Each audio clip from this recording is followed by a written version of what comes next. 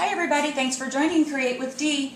Today we'll be making something very similar to this. This is a family tree. My friend Joan from Tiffin, Ohio, she had seen or done this at a card class at her town, and she came to visit and we made our own version. Isn't this beautiful? Again, it's a family tree and you use leaves to write down all of the names of the family.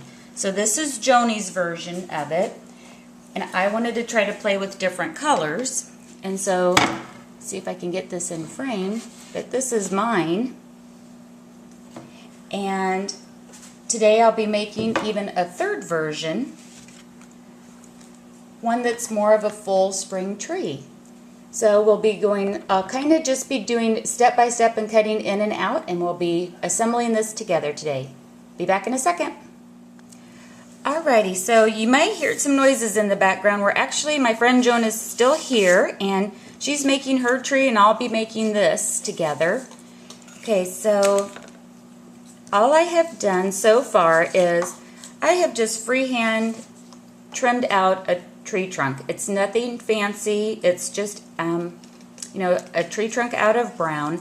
And then I've made a bunch of leaves. I happen to have a Walk in the Park Cricut cartridge, and there's a leaf pattern there, but you can easily make your own and then just trace and cut. In fact, we've been working in one room and the Cricut's in the other, and once you get your one template, you can just easily mass produce it. Oh, walk in the garden. Sorry, thanks. See, that's why I need help most days. All right, so I just went ahead and punched out about 15 of 3 different designs. I've used old olive, certainly celery, and this is a sheet of paper from Cottage Wall Designer Paper. So I've got those punches. This blue background is actually from the Sweet Pea Designer Collection. There's a nice blue background on that. And I'm going to be using some punches from flowers, and this little itty punch came from the Itty Bitty punch set that's in the new Summer Mini that will be available May 1st. So this is how it looks to get started, girls, and I'll be back in just a second. Okay, gals, so to get started on this, we have a mat that's going to be, it's 11 by 14, is that right, Joni? Yes. Okay, 11 by 14 mat. With an 8 by 10 opening. With an 8 by 10 opening. So if you go to some of the hobby stores, or if you're cutting it yourself, that's what this is at. And so for the background, and this is a trick that Joan showed me, is with a pencil, find out where your background is. And we're going to trace a rectangle. This will show us where that we want to place some of our tree trunks and other features. It kind of gives us an anchor for the area that we can work with. And so, like for example, if I wanted the tree to be coming out from the bottom, I don't have to necessarily lay it right here on the line. I can maybe go a little bit under so that there's no chance of the bleed through. So I'm going to go ahead and get our tree trunk put down using some snail adhesive. And I have a feeling this is going to be at least a part 1 and part 2 video, especially since I have no editing capabilities, as much of you know. Alright, so that's going to be where my tree resides. And I'm starting, I think I'm going to start from like the inside and work my way out with the leaves. I'm just going to make sure that this is in frame. Yep, it is.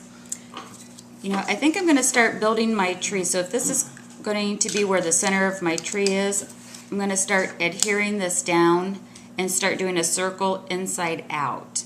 And then on the last layer, girls, is we want to be writing the names of our families on it. Let me bring Jones back in and do a close-up.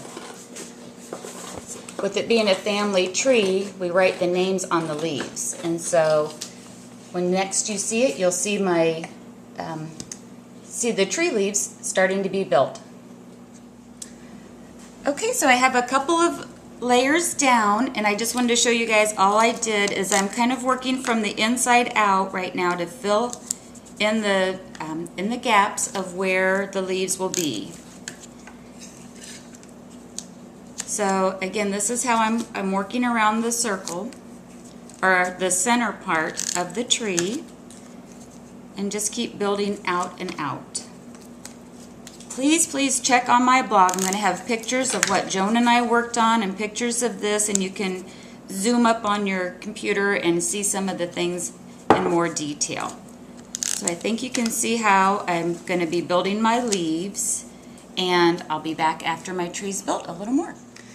Hi everybody, I just wanted to pop in and interrupt my building of my leaves for a second.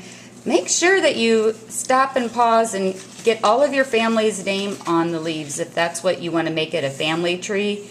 I started building it and I said, you know, I better pause and make sure that I get everybody's name on it so that when I get ready to finish it up in here, I can place the family members where I want. So make sure you've got your family members accounted for if you're making it a family tree.